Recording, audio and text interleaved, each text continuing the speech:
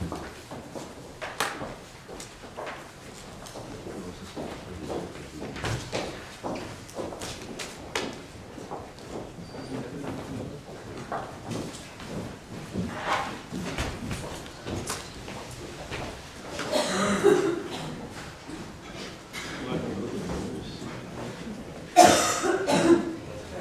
leur photo aussi.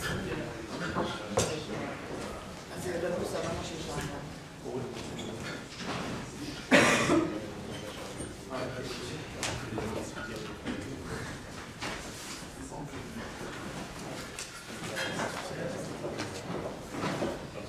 Bonjour.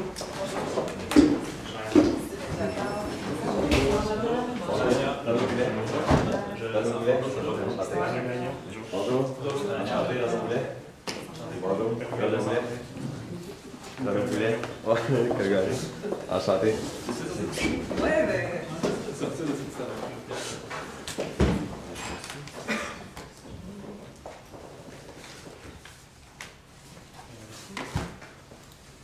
Bonjour, bienvenue au cours de commerce international. S'il vous plaît, je vous demanderai d'être une notion du travail électronique.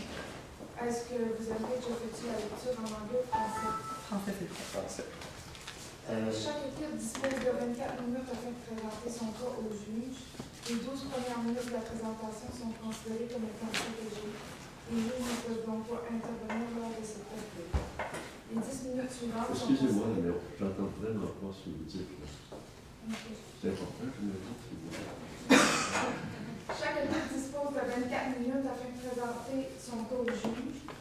Les 12 premières minutes de la présentation sont considérées comme étant protégées. Les juges ne peuvent pas intervenir. Les 10 minutes suivantes sont considérées comme étant non protégées. Le début de cette période sera donc annoncé à l'aide de la lumière.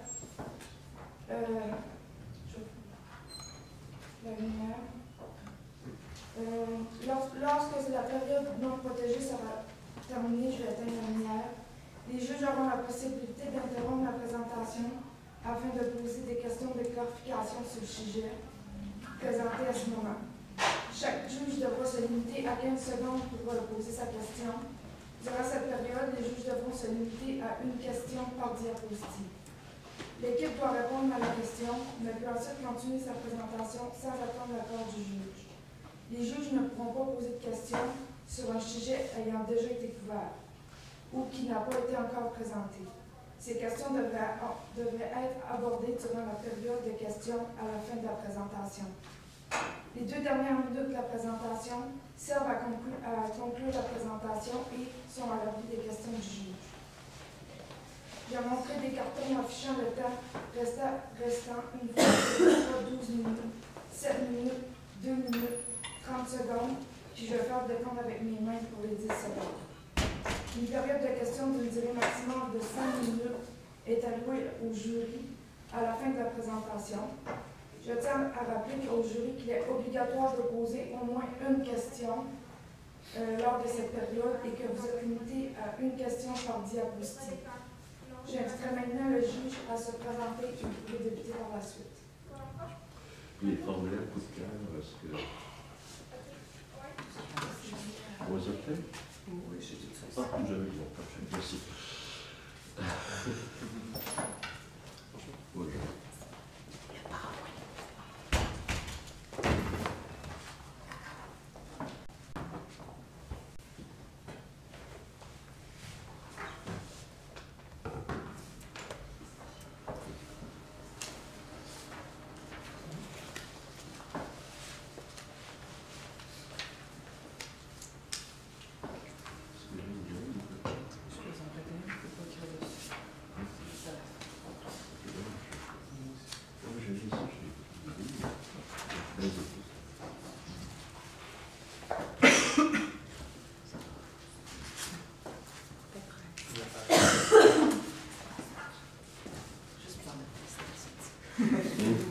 Ça va passer. On essaie. De monter le temps de plus en plus. Est-ce que le clip On se fonctionne? détache un bouton, ça y est. Est-ce que le clip fonctionne? Parfait. Merci.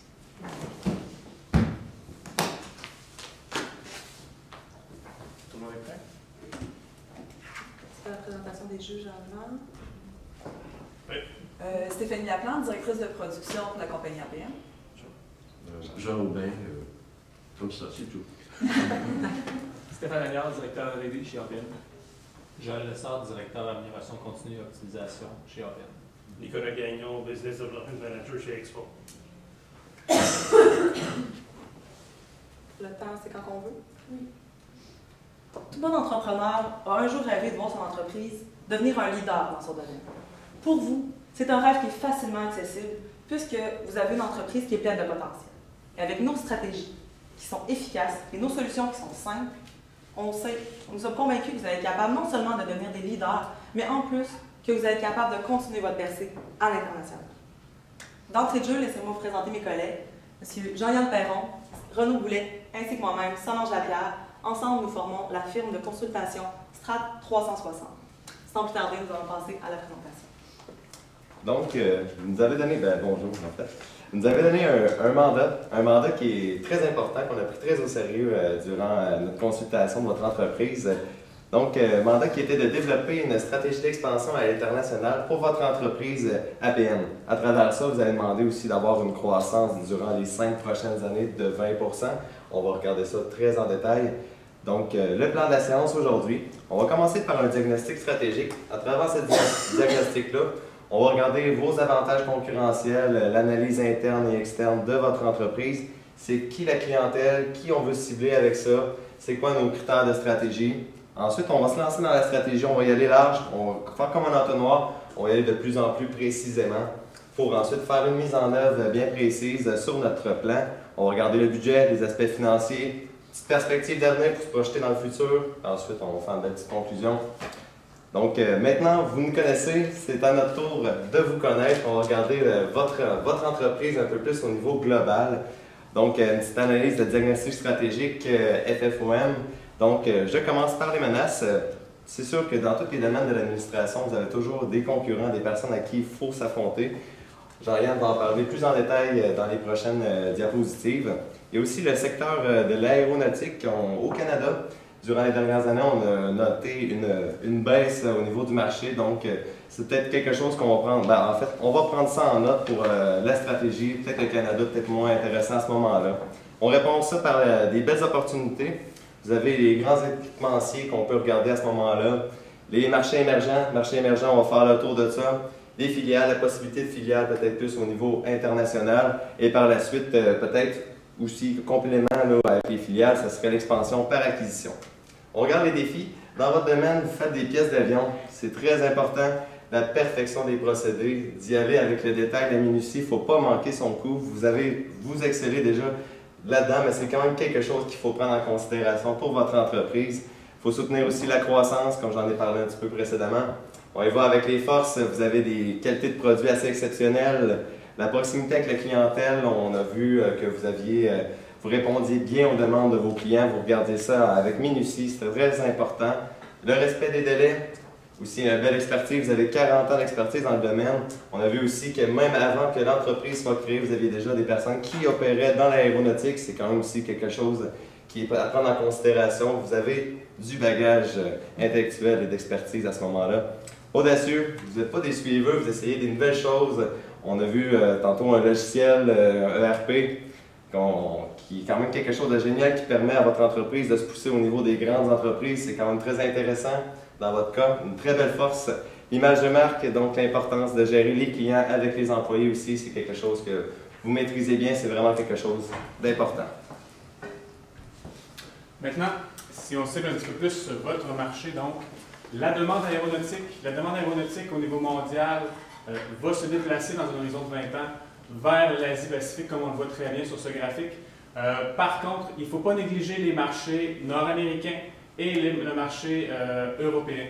Donc le marché nord-américain, peut-être que la croissance au Canada est un petit peu compromise due aux difficultés de Bombardier, mais aux États-Unis, il y a des belles opportunités et vous êtes présent avec votre acquisition que vous avez faite il y a quelques années. En Europe, donc en Europe, ça sera une belle opportunité pour vous dans les prochaines années.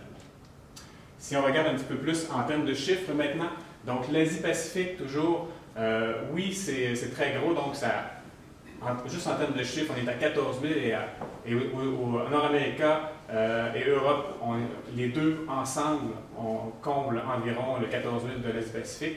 Et il y a deux autres marchés qui sont intéressants, donc le Moyen-Orient et l'Amérique latine. Mais les deux marchés principaux donc, sur lesquels on se concentre, c'est l'Amérique du Nord et l'Europe. Donc, si on va maintenant plus précisément au niveau de vos concurrents. Donc, pour faire un petit portrait global, un avion, c'est des millions de pièces. Pour faire un Boeing 747, par exemple, c'est 6 millions de composantes. On le sait, la principale sont dérivées, mais il y a également beaucoup de pièces d'usinage, comme vous faites avec des CNC. Il y a des pièces qui proviennent de partout dans le monde. Donc, d'Angleterre, du Japon, du Royaume-Uni, des États-Unis, de la France. Donc, un portrait global, vos concurrents sont situés partout dans le monde. Donc, ce n'est pas un désavantage pour vous d'être situé au Canada. Une liste un petit peu plus exhaustive maintenant pour ce qui est de Airbus. Donc, on a une liste ici des 10 plus grands fabricants de Airbus, de sous-traitants de Airbus. Donc, on peut voir ici des belles entreprises et peut-être un beau potentiel ici d'aller percer ce marché-là. Pour ce qui est des avantages concurrentiels, nous, en fait, on a vraiment été ciblés 3 de vos forces qui, c'est selon nous, ce qui va vous aider à percer justement, en fait, à continuer votre percée au niveau international. Donc, tout d'abord, il y a votre technologie. Donc là, la technologie, je parle ici de votre ERP, de votre tout nouveau logiciel, Internet des objets et plus spécifiquement, votre technologie de manière générale, donc vos machineries. Vous avez des techniques qui sont uniques. Si on parle par exemple de votre technique de polissage, que tous vos concurrents font ça à la main, donc vous, non seulement c'est unique, mais c'est efficace, c'est rapide. Donc ça va être des choses comme ça au niveau de la technologie que vous pouvez en tirer avantage pour vous démarquer. Votre expertise, bien sûr, donc vous êtes dans le domaine depuis plus de 40 ans, donc c'est quand même pas négligeable. Avec ça, vous êtes capable d'offrir des produits de qualité supérieure, vous respectez les délais. Vraiment, l'expertise, c'est non négligeable.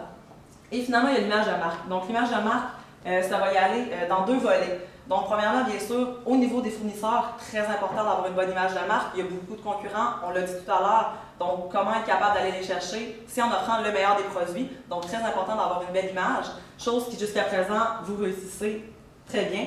Et le deuxième volet, c'est vraiment plus au niveau en fait, de vos employés, étant donné que c'est eux qui vont faire vos articles que vous vendez. Donc, très important d'avoir des employés qui vont rester fidèles pour pas toujours refaire de la formation et pas toujours être en train de chercher du nouveau personnel.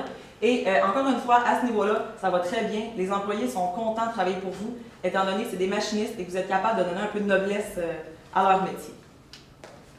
Pour ce qui est du profil de la clientèle, encore une fois, ça va y aller en 2 volets. Donc, il va y avoir le côté militaire, étant donné que ça représente quand même un bon 50% de votre chiffre d'affaires, mais il y a également le côté civil qui est non négligeable. Donc, ça va être autant pour les PME que pour les grandes entreprises. Pour ce qui est de nos critères stratégiques, donc c'est vraiment en fait ce sur quoi on s'est basé pour sélectionner nos pays et les compagnies qu'on veut viser. Donc, tout d'abord, il y a la proximité des clients. Vous nous avez dit que Brésil, Asie, c'était très dur de rentrer, ce qui est tout à fait vrai. Donc, c'est des choses qu'on va prendre en considération, donc on va moins aller cibler ces pays-là. Donc, on a regardé également les pays qui avaient des chances d'augmenter leur part de marché, également les présences en fait des équipementiers, justement dans les pays où ce qu'on veut aller, et les fournisseurs, donc la localisation par rapport justement aux équipementiers. Parfait, donc maintenant on a regardé ça pas mal dans tout son ensemble pour ce qui est des éléments pertinents pour s'en aller vers une stratégie. Donc on va vous orienter un petit peu plus sur notre stratégie qu'on a conceptualisée pour vous. Donc, on va y aller sur un plan d'un horizon de 3 ans. On parle ici d'intégration et d'implantation de logiciels de gestion. On va rentrer en détail un petit peu plus là-dedans. Et les développements de marché. Donc, en 3 volets, ça va être de faire un logiciel de gestion, d'aller voir aux États-Unis et en France. Je vous donne maintenant les éléments pertinents pourquoi on a fait ces choix-là, en fait. Le logiciel de gestion. Donc, avoir un logiciel de gestion, vous en avez un, vous en avez fait un en septembre justement 2015. Un bon ERP que vous avez fait pour la gestion à l'interne, plus des employés. Mais nous, on veut y aller avec un logiciel. On veut pousser en fait, là, on veut que vous rentabilisez, vous économisez un peu plus sur les frais logistiques. On veut y aller avec un logiciel de gestion à l'externe, donc on parle ici d'un CRM, pour les relations clients-fournisseurs. Donc, on permet d'atteindre une performance plus optimale. On peut réduire les coûts à travers ça. Ça va permettre aussi d'augmenter votre croissance que vous demandiez de votre budget en réduisant les coûts. Meilleur chiffre d'affaires à ce moment-là. Les marges d'erreur, il n'y a pas beaucoup de marges d'erreur, mais c'est certain que plus on peut les réduire, plus on est efficace, meilleur respect des délais, puis ça va mieux dans ce cas-là. Pour ce qui est maintenant de l'États-Unis, les États-Unis, vous êtes déjà présent dans ce milieu-là. Vous avez fait aussi une association avec SNS Carbide.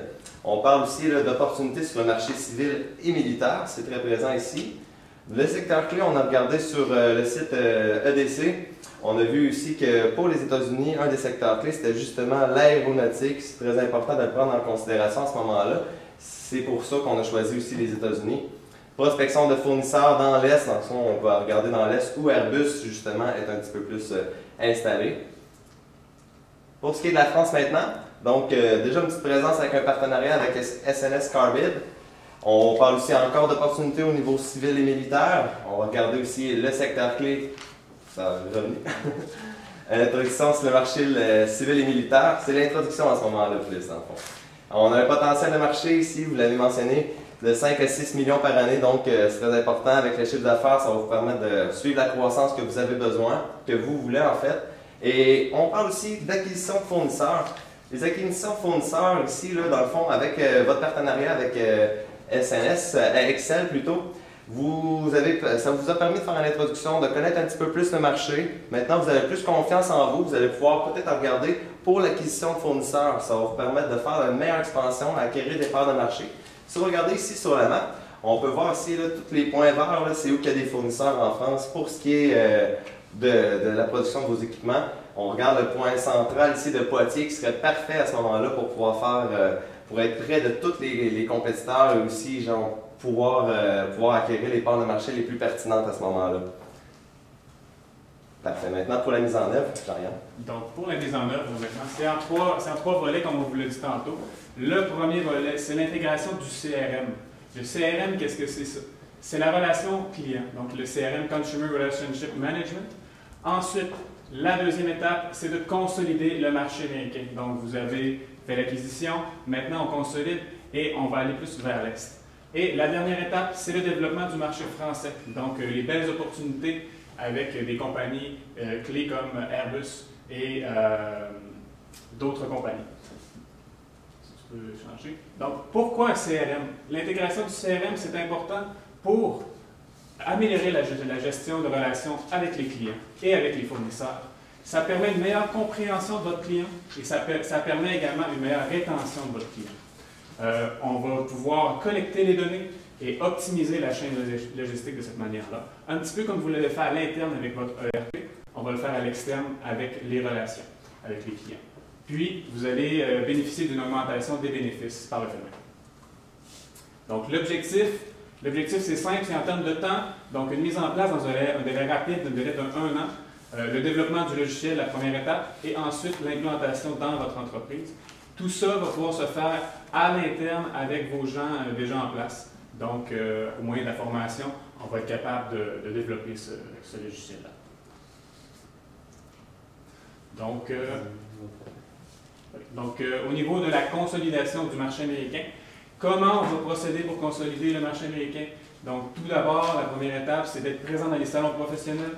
On pense à Scottsdale, le salon Aerospace Defense Summit, ou à Seattle ou à Anaheim, c'est des salons où il faut être présent. C'est un moyen simple de se faire connaître et justement de rentrer en relation d'affaires avec d'autres personnes et de garder le pouls également de la concurrence. Donc, la prospection de clients potentiels va se faire dans les zones où Boeing, Lockheed Martin et Northrop Grumman sont situés. Donc, on va aller pouvoir faire de la prospection au niveau des fournisseurs de ces entreprises-là. Et également, à plus long terme, il faudra vraisemblablement procéder à un agrandissement des installations de San Diego parce que la demande va être trop croissante et puis vous allez devoir agrandir. Pour ce qui est du marché français, donc le développement qu'on souhaite faire, donc encore une fois, la présence dans les salons, c'est essentiel. On veut cibler des PME, donc très important si on veut être capable de les toucher. Donc on a ciblé plus spécifiquement Bordeaux, Nantes et Paris. Une autre chose qui va être très importante, ça va être la prospection à faire au niveau des clients potentiels. Donc, on parle d'Airbus, d'Assaut Aviation. Donc, eux, en fait, font affaire avec plusieurs fournisseurs afin de faire leurs marchandises. Donc, nous, en fait, c'est vraiment leurs fournisseurs qu'on va aller voir. Et justement, l'acquisition de la PME française qu'on souhaite faire va se faire à l'aide de ce qu'on va avoir fait dans les salons, donc la visibilité qu'on va avoir gagnée à ce moment-là. Donc, qu'est-ce qu'elle apporte, en fait, justement, cette PME-là? Pourquoi on veut la chercher? Comment on va la cibler? Tout d'abord, son chiffre d'affaires va devoir être entre les 1 et 3 millions de dollars. Et elle doit posséder des contrats, bien évidemment, avec des équipementiers. Donc, je viens de le mentionner, on veut aller avec des plus grosses entreprises. Elle doit également, évidemment, faire dans l'aéronautique. Et la présélection, comme je l'ai dit, va se faire dans les salons. Et les négociations vont se faire, en fait, avec les propriétaires, avec Proto. Pour ce qui est donc maintenant de la concurrence, on vous en a parlé, elle est très présente. Il faut réussir à s'en démarquer. Avec tout ce qu'on vient de vous dire, on sait en fait que vous allez être capable de vous en démarquer. Et comment en fait, c'est en vous rapprochant encore plus de la perfection. Il y a très peu d'erreurs qui sont admises, il y a beaucoup de concurrents. Donc, avec votre gestion qui va être rendue irréprochable, vous avez l'ERP, maintenant ça va être le CRM qui va rentrer. Il va également avoir les délais que vous allez respecter mieux que jamais. Vos produits que vous donnez qui sont déjà de la qualité supérieure. Donc, c'est vraiment simplement d'apporter une plus-value à tout ce que vous avez déjà, qui fonctionne déjà très bien. Et on veut également, en fait, offrir des standards qui vont dépasser ce qu'il y a actuellement sur le marché. Et donc, on veut se rapprocher de vos clients, donc au niveau relationnel, bien évidemment, mais également du côté géographique. Donc, maintenant, on a regardé ça plus en détail, on a fait le tour de la stratégie. Il faut parler un petit peu plus de budget, de salaire et d'argent, en fait. Donc, on parlait de l'implantation et de la conception d'un système relation client, un CRM. Donc, pour faire cela, vous aviez déjà 10 ingénieurs de disponibles dans votre entreprise, c'est ceux-ci qu'on va utiliser. On parle plus pour les salaires là, ici de formation là, avec les techniciens aussi, c'est à l'interne. On a mis un montant de 40 000 $. Ici, quand on a parlé de faire de prospection dans les pays, c'est sûr qu'à ce moment-là, il faut faire l'embauche de représentants. Il faut les former, il faut qu'ils connaissent vos produits, il faut qu'ils puissent aller voir les entreprises et être bien représentatifs de votre entreprise APM. Donc, on parlait d'un salaire ici de 75 000 $ par représentant. Aussi, on peut donner un petit plus, là, un petit bonus au rendement pour essayer d'apporter une motivation supplémentaire pour ces représentants-là. On y va un peu plus dans sa globalité. Donc, le budget, on a marqué court, moyen et long terme, mais comme je vous ai mentionné tout à l'heure, on a un plan sur un horizon de 3 ans. Donc, on prend une année, là, dans le fond, sur chacun de ces termes-là à ce moment-là. On commence avec la création et l'implantation d'un CRM. Donc, on y allait avec, à court terme, 450 000 $. C'est sûr que c'est technologique, ça évolue toujours à travers le temps, donc c'est certain qu'il va y avoir des mises à jour à faire, il va y avoir un petit peu d'argent à prendre en considération pour les autres années. C'est sûr qu'il va falloir l'améliorer, faire des mises à niveau. Donc, on mettait là, 20 000 $ pour les 2 années suivantes. La formation et les salaires, donc 4 représentants à 75 000 $, ça fait 300. La formation, on monte ça à 350 000 $ à ce moment-là. L'acquisition d'une PME, ça c'est pas mal le plus gros morceau du budget. C'est avec ça qu'on peut se permettre d'agrandir et de rentrer dans le marché européen. Donc on a mis un montant ici là, de 15 millions.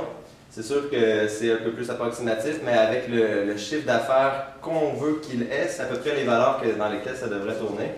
La prospection, donc 2 équipes, une aux États-Unis, une en France, de 2 représentants chacun. On va avoir la formation, ça c'est calculé précédemment. Donc 50 000 $ par équipe pour chacun des pays, pour regarder à ce moment-là. Donc ça fait 100 000 par année. L'agrandissement, ça c'est ce qu'on parlait un peu plus à San Diego. San Diego pour être plus près justement là, des grands producteurs en fait là, comme Airbus.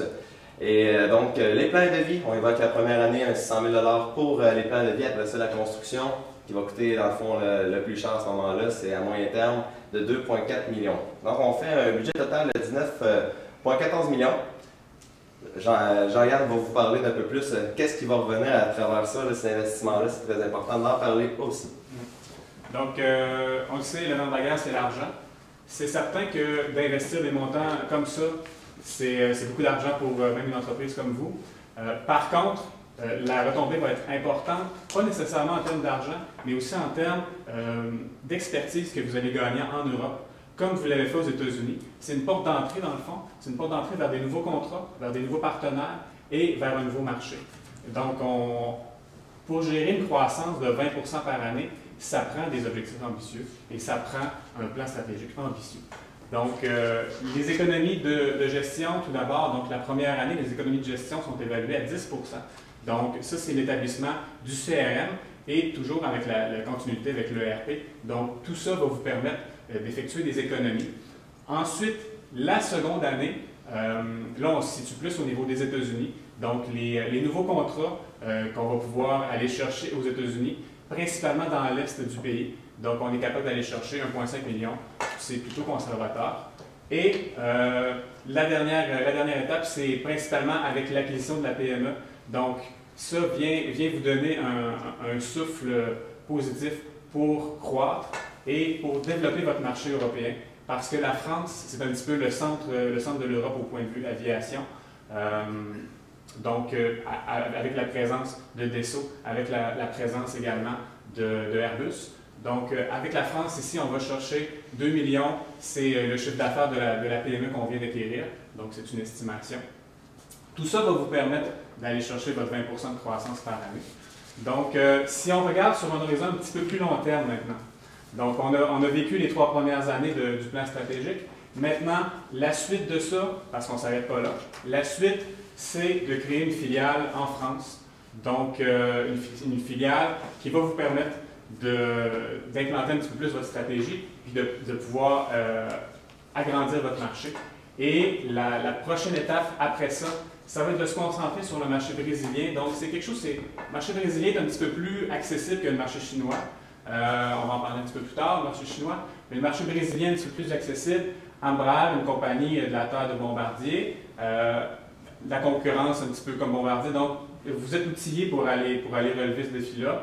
Le Brésil, c'est un pays émergent, mais je vous dirais quand même que les relations d'affaires se font quand même assez bien. Et maintenant, à plus long terme, donc sur un horizon de 10 ans, 10 à 20 ans, donc le marché chinois, c'est très dur de s'implanter en Chine. Le gouvernement est très présent. Il faut souvent faire des partenariats avec le gouvernement pour aller s'implanter là-bas. Par contre, le marché chinois est voué à croître énormément. Donc, ils vont construire des avions, si ce n'est pas déjà le cas. Puis, la demande est forte, la demande en Asie est forte. Ne pas être présent sur ce marché-là à long terme, ça risque d'être un frein à votre croissance et à l'expansion mondiale. Donc, le marché chinois, c'est un de vos bons objectifs. Donc, finalement, aujourd'hui, vous nous avez donné un mandat qui était simple, vous aider à continuer votre percée à l'international, donc bien sûr en continuant la croissance de 20% par année, en continuant d'offrir la perfection à vos clients. Pour ce faire, avec nos stratégies, on est convaincu que vous êtes capable d'y arriver, donc avec la nouvelle implantation du CRM, en continuant d'exploiter votre Internet d'objets. Donc, avec toutes ces stratégies-là, vous êtes capable sans problème de sauver du temps, de l'argent, de perfectionner vos techniques. Mis à part cela, aux États-Unis, continuez votre implantation, donc agrandir en Californie ce que vous avez déjà, étant donné que justement, vous allez avoir un agrandissement quand même de 20% par année qui n'est pas négligeable. Donc, on va être sûr de bien prendre en compte tous les risques et que vous n'ayez jamais d'embûches. Donc, dans les salons, autant aux États-Unis qu'en Europe, très important. Faire la prospection, même chose, c'est non négligeable si on va aller chercher autant des PME que des grandes entreprises. Et donc, finalement, aujourd'hui, on vous a parlé d'un rêve au tout début. Et c'est maintenant à votre tour de savoir, de décider si vous voulez que ce rêve se réalise. Et pour ce faire, c'est simple, vous n'avez qu'à écouter nos stratégies. Merci. On est maintenant ouvert à la période. Une question? Si je résume rapidement, ce que je comprends de votre exposé, la stratégie de marché actuelle, l'aéronautique, c'est clair, net et précis. C'est all-in, c'est 100%. C'est principalement USA, France, et puis plus tard, Brésil, Chine. J'aimerais savoir pourquoi vous n'avez pas abordé l'idée d'explorer les marchés, opportunités de marché médical aux États-Unis, quand on sait que Southern California nous ouvre un marché à ce niveau-là. Bien, en fait, oui, c'est quelque chose qu'on pourrait aborder avec vous. Ce serait une belle opportunité si vous voulez qu'on se rencontre un petit peu plus tard. Nous, notre stratégie était basée principalement, oui, sur l'aéronautique, parce que nous croyons qu'il reste encore énormément de parts de marché à aller chercher dans ce milieu-là. oui, l'acquisition de votre entreprise vous ouvre la porte vers le médical, en effet. Ouais. Vous pouvez continuer tout de même en même temps, étant donné qu'on sait que vous avez déjà, vous travaillez déjà un petit peu là-dedans. Donc l'un n'empêche pas l'autre. Mais si on commence en ce moment à élaborer trop de stratégies à trop plein de places, en fait, on ne veut pas s'éparpiller, puis on veut vraiment centrer toutes nos énergies sur l'aéronautique, étant donné qu'on sait que c'est un marché qui est vraiment très bon et très pertinent pour nous. Avec des investissements autant de 20 millions de dollars et une croissance, est-ce qu'on a besoin d'investisseurs? Comment on fait pour l'électricité? Oui, en fait, une belle stratégie pour aller chercher des investisseurs, souvent, c'est le capital de risque. Donc, ces gens-là ont une expertise qu'ils offrent l'expertise en vous prêtant le capital, mais ils embarquent avec vous. Donc, ça permet une croissance avec des multiplicateurs importants. Donc, c'est difficile de gérer une croissance de 20 % sans des investissements importants. Donc, si les fonds ne sont pas présents, oui, et, à ce moment-là, nous devrons regarder vers de l'investissement externe. Mais, je pourrais juste vous dire, l'investissement externe, avant de faire ça, l'investissement externe, il y a plusieurs options. Donc, tout d'abord, on peut regarder la marge de crédit. C'est facile d'aller augmenter la marge de crédit. C'est facile d'aller souvent hypothéquer. Donc, il y a plusieurs stratégies pour aller chercher à gauche et à droite des fonds supplémentaires, justement pour faire les autres étapes. Mais pour ce qui est de l'acquisition, par contre, probablement que oui, à ce moment-là, on va devoir aller vers de l'investissement externe. J'ai découvert avec la consternation que le dollar canadien était rendu à 70 cents par rapport au dollar américain, puis que l'euro nous coûtait en cotation directe $1,50 quelque chose. Là, alors, je me dis, il me semble que vouloir acheter une entreprise étrangère, c'est peut-être pas tout à fait le bon temps. Ouais. Peut-être que le timing n'est pas bon présentement, mais c'est sûr que nous, notre horizon est de 3 ans. Donc, l'acquisition ne se fait pas cette année. La prospection se fait cette année et l'année prochaine. Les démarches vont se faire l'année prochaine, mais l'horizon d'acquisition était de 3 ans. Donc, d'ici 3 ans, on peut penser que le prix du pétrole, entre autres, va se stabiliser et peut-être à la hausse. Et probablement que les matières premières vont avoir repris un petit peu du regain. Un des avantages que vous avez, c'est que vous êtes déjà présent aux États-Unis. Donc, vous profitez un petit peu des ventes en dollars US. Donc, ça, c'est un bel avantage que vous avez. Et si vous continuez à vous implanter en Europe, donc vous allez profiter des dollars euros. Et tout ça ramené au Canada font, dans le fond, un petit peu plus d'argent pour vous, là, parce que le dollar canadien baisse. Donc, le coût de production ici est réduit. Donc, ça, c'est un avantage, en fait. J'ai une autre question. Ouais. Deuxième volet de votre exposé, évidemment, l'aspect CRM, lié avec le fait d'aller de l'avant pour prospecter, pour meubler ou populer le CRM, évidemment, avec des noms de clients par trade show et 4 représentants directs. Ça me laisse un petit peu sur ma faim. On connaît le marché aéronautique, principalement les gens qui travaillent dans l'entreprise, je suis un peu consultant externe aussi. Mais on croit que vous ne considérez pas que l'aspect marketing research devrait être un petit peu plus visé pour justement populer cet outil de gestion-là. Donc, générer des leads par e-marketing, marketing research, et quel segment précis devons-nous privilégier géographiquement aux États-Unis et en France? Bien, en fait, la prospection via les salons, c'est principalement pour aller chercher des clients majeurs. Au niveau du marketing, on pourrait peut-être viser un petit peu plus le marché médical, comme vous parliez tantôt. Donc, ça serait une belle voie maintenant de faire de la recherche marketing au niveau médical.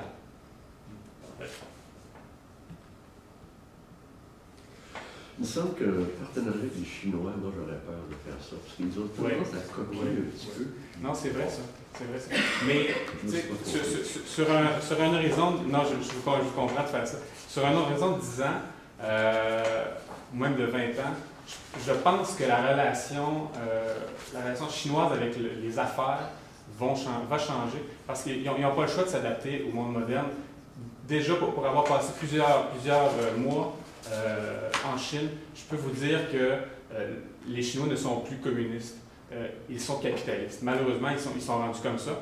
Puis, ou heureusement pour eux, mais le gouvernement est encore très présent, mais ce gouvernement-là n'aura pas le choix de s'estomper pour permettre les relations. Mais oui, le copyright, l'absence de copyright, c'est une menace pour votre entreprise. La période de questions.